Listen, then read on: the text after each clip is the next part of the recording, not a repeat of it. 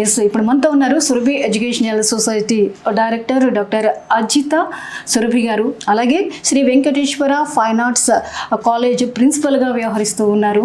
So ఆవిడ ఈరోజు ఉగాది సందర్భంగా 99 టీవీ అందించినటువంటి ఉగాది పురస్కారాన్ని అందుకున్నారు. మరి మేడం స్పందన ఏంటో తెలుసుకుందాం. Hi ma'am. నమస్కారం. మా తరఫున కంగ్రాచులేషన్స్ అండ్ ఉగాది శుభాకాంక్షలు ma'am. Thank you so much అండి. మ్యామ్, ఈరోజు ఉగాది పురస్కారాన్ని అందుకున్నారు 99 టీవీ నుంచి, మీ స్పందన ఏంటి? Thank you so much for 99 TV for choosing me.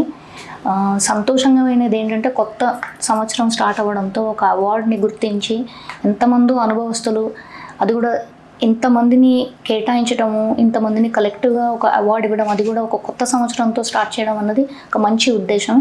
And congratulations for the whole team. ఎంత బ్రహ్మాండంగా క్లుప్తంగా చేశారో, ఎంత సమయం తీసుకున్నారో ఆ దేవుడికే తెలియాలి. కానీ అది కూడా మళ్ళీ చిరంజీవి గారితో అవార్డు తీసుకోవటము, పెద్ద పెద్ద అనుభవస్తులు కూడా మనతో పాటు పార్టిసిపేట్ చేశారంటే అది నాకే అదృష్టం అనుకుంటాను. బికాజ్ నాకున్న అనుభవానికి నాతో పాటు వేరే అవార్డ్స్ తీసుకున్న వాళ్ళందరూ కూడా చాలా చాలా ఎక్స్పీరియన్స్ ఉన్నవాళ్ళు. ప్లస్ ఒక మామూలు కామన్ మ్యాన్, ఒక హార్డ్ వర్క్ అండ్ డిసిప్లిన్తో ముందుకెళ్తున్న చిరంజీవి గారు లాంటి వాళ్ళు ఎంతోమంది వాళ్ళ కలవడం అయింది. వాళ్ళని చూసి నాకు ఇంకా ఇన్స్పిరేషన్ వచ్చింది. అంటే నా నమ్మకం ఏంటంటే మనం నమ్మిన సిద్ధాంతాన్ని తీసుకుని వెళ్తూ, మనం నమ్మిన మన ప్యాషన్తో వెళ్తూ ఉంటే తప్పకుండా సక్సెస్ అనేది వస్తుంది. అది డబ్బుతోట సంతోషంతోట కాదు, మన లోపల ఉన్న మన టాలెంట్ నుంచి గుర్తింపు అనేది 4 రోజులు లేట్ అయినా వస్తుంది, అది తప్పకుండా వస్తుంది. కానీ ఆ సంతోషాన్ని వ్యక్తపరచడానికి ఇలాంటి 99 టీవీ వాళ్ళు ఇంకా ఎన్నో కళల్ని ముందుకు తీసుకురావాలని, ఇలాంటి వాళ్ళు ప్రోత్సహిస్తే మాకు ఇంకా చేయాలన్న తపన ఉంటుంది. ఇంతకన్నా వెనకకు తిరగకుండా చూడాలన్న స్ఫూర్తి కూడా ఉంటుంది. అది మాత్రం నాకు చాలా ఆనందంగా ఉంది. నన్ను చూస్ చేసుకున్నందుకు, నేను చేసిన ఈ చిన్నపాటి సేవలో, ఈ చిన్నపాటి టీచింగ్లో గుర్తించారు కాబట్టి స్టేట్ తరఫు నుంచి I'm really glad and thank you for 99 TV. And మీ అందరికీ తెలియజేసే ఒక ముఖ్యమైన విషయం ఏంటంటే, దివంగత మాజీ ప్రధాని పివి నరసింహారావు గారి మనమరాలు. సో తాతగారి ఆశయాల్ని ముందుకు తీసుకువెళ్ళే దిశగా ఆవిడ చాలా కృషి చేస్తున్నారు. అలాంటి కృషిలో భాగంగా ఇప్పుడు మేడం ఏం చేయబోతున్నారో తెలుసుకోవాలని. ఆయన పెద్ద సముద్రం అండి. ఆయనతో అనుబంధం, ఆయన ఫ్యామిలీలో నేను ఒక మెంబర్ అంటే అది ఎంతో అదృష్టం అనుకోవాలి. ఆయన నుంచి నేను నేర్చుకున్న డిసిప్లిన్కి, కొంత టీచింగ్లో ఉండి ఎక్కువగా మాట్లాడతాను కాబట్టి ఇప్పుడు ఎనర్జీని తక్కువగా మాట్లాడి, ఆయనలా మా అమ్మలా తక్కువ మాట్లాడుతూ ఎక్కువ వర్క్ చేయడానికి, ప్లస్ ఆయన గురించి ఎన్ని సినిమాలు తీసినా, ఎన్ని పుస్తకాలు తీసినా నెక్స్ట్ జనరేషన్కి ఇలాంటి ఒక మోడర్న్ మహామంత్రి, మితభాషిణిలా అంత పెద్ద దేశాన్ని ఒక్క చేతి మీద 5 సంవత్సరాలు నడిపించడం అంటే మాటలు కాదు. అప్పుడున్న ఎకనామిక్ కండిషన్కి ఒక దేశాన్ని ముఖ్య ఉద్దేశంతో పెట్టుకుని ఎవరు ఏం చెప్పినా చెప్పకున్నా ఆయన స్పిరిచువల్గా వెళ్ళిపోయి సమాధి స్థితి వెళ్ళే ముందు ఎలా అయితే మనము స్పిరిచువల్ జర్నీ చేస్తామో అటు టర్న్ అయిపోయి వెళ్ళిపోయిన మనిషికి ఇంకా బాధ్యతలు పెట్టాలి అని చెప్పి ఆయన మళ్ళీ రిటర్న్ బ్యాక్ వచ్చి దేశాన్ని సర్దుమళ్ళీ అలాంటి కండిషన్లో తీసుకొచ్చిన ఏకైక వ్యక్తి. ఆ తాతగారు తప్ప ఇంకెవరు ఆ టైంలో చేసిన వాళ్ళు లేరు, చెయ్యలేరు కూడా. బట్ దేశాన్ని చక్కబెట్టి, ఇల్లుని చక్కబెట్టి అప్పుడు ఒక కారణ జన్మలా వెళ్ళిపోయిన ఈ మహానుభావుడికి ఎంత చేసినా తక్కువే. ఆయన గురించి అన్ని రకాల 24 క్రాఫ్ట్స్లో నాకు తోచినట్టుగా జనాలకు తీసుకెళ్ళాలి మీడియాలో అని ఉంది. And it should be an inspiration.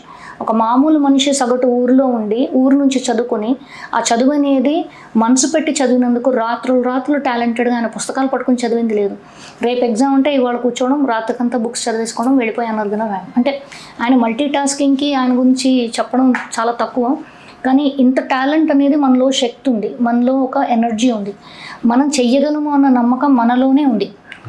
It's just like మనం ఏంటంటే మనం ఆజమాయించి చూసుకోము, నేను చేయగలనా అనుకునే బదులు చేసి చూద్దాం వెనక్కి తిరగకుండా. Then you will become wonderful citizens. ఈ దేశానికి కావాల్సింది ఏంటి? ఎవరు ఏ సిచ్యువేషన్ ఎలా ఉన్నా కానీ స్పందించొద్దు, రియాక్ట్ అవ్వద్దు. Let's act on what we can do. మనం ఏం చేయగలమో చేసినప్పుడు ఏమవుతుంది, మనకు భయాలు కానీ ధైర్యం తప్ప ఇంకా వేరే ఉండదు. బ్యాలెన్స్ ఆఫ్ మైండ్ చాలా ఇష్టం.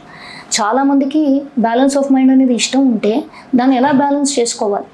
మనకు నచ్చిన పని చేసినప్పుడు కష్టంగా ఉంటుంది. ఇది మళ్ళీ చెప్తాను, క్రియేటివ్ ఫీల్డ్స్ చాలా డిమాండ్ ఉంది. రాబోతున్న కాలంలో ఇంకో 10 సంవత్సరాలైనా టెక్నికల్ క్రియేటివ్ రైటర్స్ కావాలి. ఎంత ఏఐ వచ్చినా ప్రాంప్టర్స్ మనమే.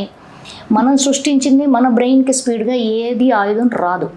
ఎంత వచ్చినా కానీ ఇంకొక 100 ఇయర్స్ అయినా కానీ అలా అవ్వదు. సో జనాలందరికీ కూడా చెప్పేది ఏంటంటే మీ క్రియేటివిటీని, మీ స్పోర్ట్స్ని, మీ చిన్నప్పుడు మీకు ఆడుతూ పాడుతూ ఉన్న మీ స్పోర్ట్స్ని వదులుకోకండి. ఎందుకంటే ఆ చిన్నతనంలో ఉన్న ఆ స్పోర్ట్, ఆ హాబీ నిన్ను ఈ స్ట్రెస్ఫుల్ ఉండే బ్యాలెన్స్ ఆఫ్ లైఫ్లో బ్యాలెన్స్ చేయడానికి అది ఒక్కటే. మనకి 2 సైడ్స్ ఆఫ్ బ్రెయిన్ ఉంటుంది, లెఫ్ట్ సైడ్ రైట్ సైడ్. ఈ రెండింటిని బ్యాలెన్స్ చేస్తేనే మనం ట్రైన్ అనే ట్రాక్ మీద మనం వెళ్ళగలుగుతాం. కానీ ఆ ట్రాక్ ఎప్పుడన్నా కలుస్తుందా? కలవదు.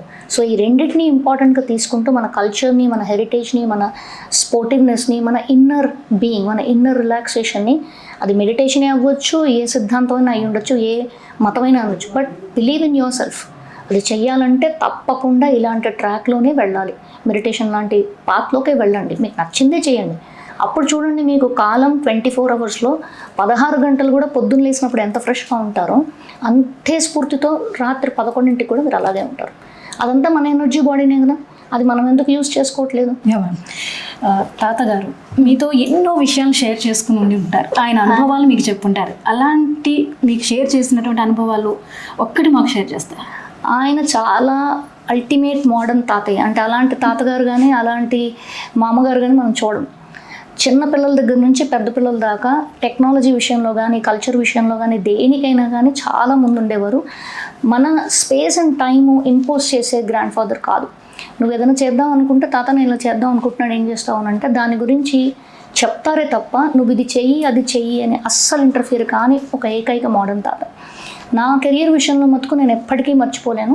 నేను అడ్వర్టైజింగ్ ఆర్ట్కి వద్దామని అనుకున్నప్పుడు, మా అమ్మగారు పెయింటింగ్లో ఉన్నప్పుడు నేనే ఇక్కడ స్ట్రగుల్ అవుతున్నాను కదా అంటే, అప్పుడు అదే విషయాన్ని తాతను అడిగినప్పుడు నువ్వు ఏం చేయాలనుకుంటావు చెయ్యి, యూ డూ ఇట్, తర్వాత చూద్దాం అంటే ఆ ఒక్క encouragement what he told me has taken me today everywhere.